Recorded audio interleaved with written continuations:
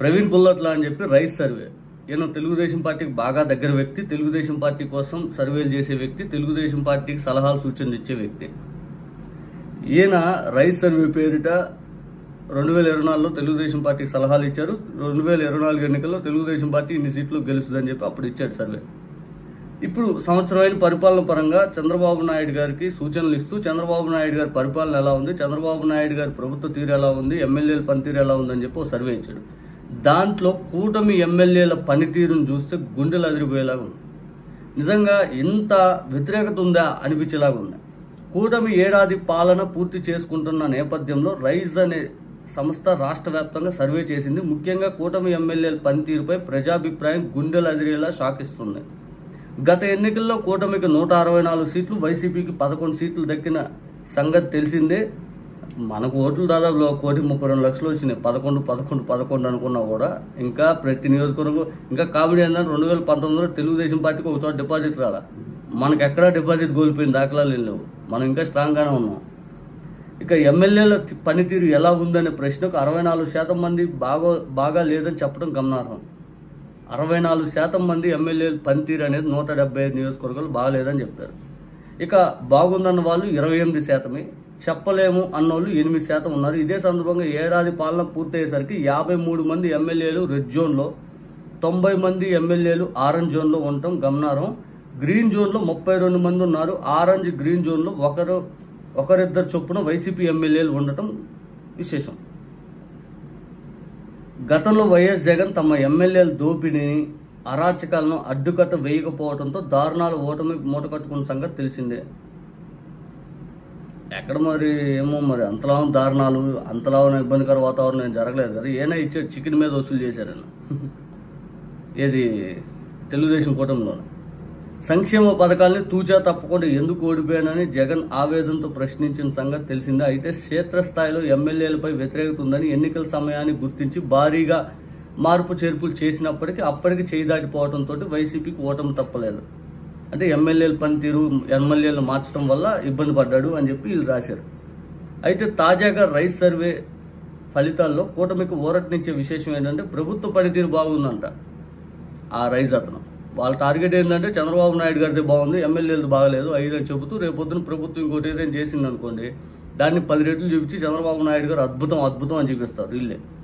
అంటే చంద్రబాబు నాయుడు గారి పనితీరు బాగుంది, ఎమ్మెల్యేల పనితీరు బాగాలేదు, అందుకే ఓడిపోయారు అనే తట్టుగా కూడా చూపిస్తారు ఈ సర్వే సంస్థలు.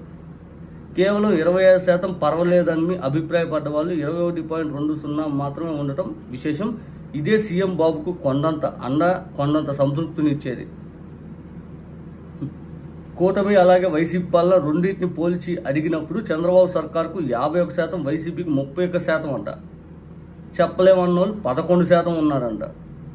అంటే మా ఓట్ బ్యాంక్లోనే 2% తగ్గిందా అంటే బాబు గారికి ఇక్కడ 6% తగ్గినట్టు చూపించాడు. అయితే సంక్షేమ పథకాల విషయంలో మాత్రం వైఎస్ జగన్కే ప్రజలు ఓట్లేశారు. ఎక్కువ సంక్షేమం అందించిన సీఎంగా 52%, జగన్కు 48% బాబుకు మార్కులు దక్కాయి. మరి చంద్రబాబు నాయుడు గారు ఏం సంక్షేమం అందించారు? 40% ఇచ్చారు. అభివృద్ధి విషయంలో చంద్రబాబు తనదైన గుర్తింపు నిలబెట్టుకున్నారు. కూటమి వైపు 59%, వైసీపీ వైపు 41% మద్దతు పలికారంట.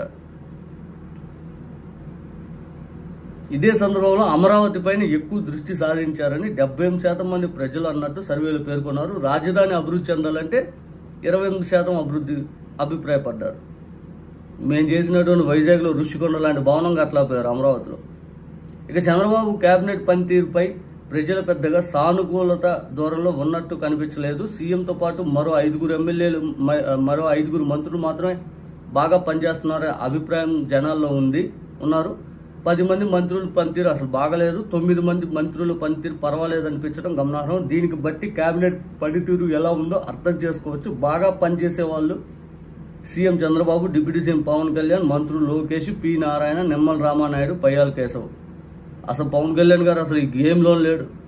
ఆయన ఎప్పుడు వస్తున్నాడు, ఎప్పుడు వెళ్ళిపోతున్నాడు తెలియదు. స్వయంగా జమీన్ రైతుని ఒక పేపర్ రాసింది. ఆయన సొంత ఎమ్మెల్యేలకు కూడా అపాయింట్మెంట్ ఇవ్వట్లేదు. ఆయన దర్శనం దొరికితే చాలా ఉన్నారు. కనీసం వాళ్ళు ఏదైతే ఇంటింటి కొలాయి సంబంధించిన నిధులు అడుగుగా ఉన్నా కూడా ఆయన దొరకట్లేదని రాశారు. బాగా పనిచేయని మంత్రులు కొల్లు రవీంద్ర, సత్యకుమార్ అంతలా. ప్రభుత్వంపై అసంతృప్తి కారణాలు. అమరావతిలో 2వ విడత భూసేకరణ, కక్ష సాధింపు పాలన, ఆక్వా రైతుల కష్టాలు, సాధారణ రైతుల ఇబ్బందులు, రేషన్ సరఫరాల మార్పులు, ఎమ్మెల్యేల విచ్చలవిడి అవినీతి, విద్యుత్ ఛార్జీల పెంపు, నామినేట్ పోస్టుల భర్తీ విధానం, గ్రామీణ ప్రజల్లో కొనుగోలు శక్తి క్షీణించడం, సెటిల్మెంట్లు, ఇసుక దందా, లిక్కర్ పర్సంటేజ్లు, ప్రభుత్వానికి అనుకూల అంశాలు, రోడ్లు మరమ్మతులు. కొన్ని చోట్ల ఇంకా చేయలేదు సార్. ప్రభుత్వ పెట్టుబడులు రాక ఎన్ని వచ్చినాయి మనం చెబుతాం, ఒక 50 లక్షల కోట్లు వచ్చినాయి. గ్రౌండెడ్ అయినాయి కదా ఇక్కడ లెక్క. వర్షాలు లాంటి వాటికి తక్కువ రేట్లో భూములు వేయటం, ఊరు పేరులో నాడు. తల్లికి వందనంగా అంత పాజిటివ్నెస్ వచ్చిందా? ఎంతమందికి ఇచ్చారయ్యా స్వామి?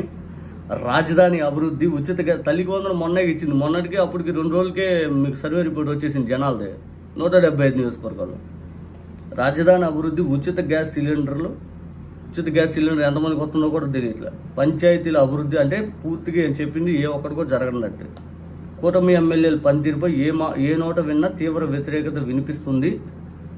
రైస్ సర్వేలో కూడా మరోసారి అదే అభిప్రాయం ప్రతిబింబించింది. ఎప్పటికైనా ప్రభుత్వ పెద్దలు మేలుకొని కూటమి ఎమ్మెల్యేల దోపిడీ అరాచకాలను కట్టడి చేయకపోతే సార్వత్రిక ఎన్నికల వరకు ఫలితాలు ఎలా ఉంటాయని ఎదురు చూడాల్సిన అవసరం లేదు. ఎందుకంటే దానికి మోడల్గా వైసీపీ కళ్ళెదుటే ఉండడమే కారణం. ఏదో ఈ రైస్ ఆయన ప్రయత్నం ఆయన చేశాడు.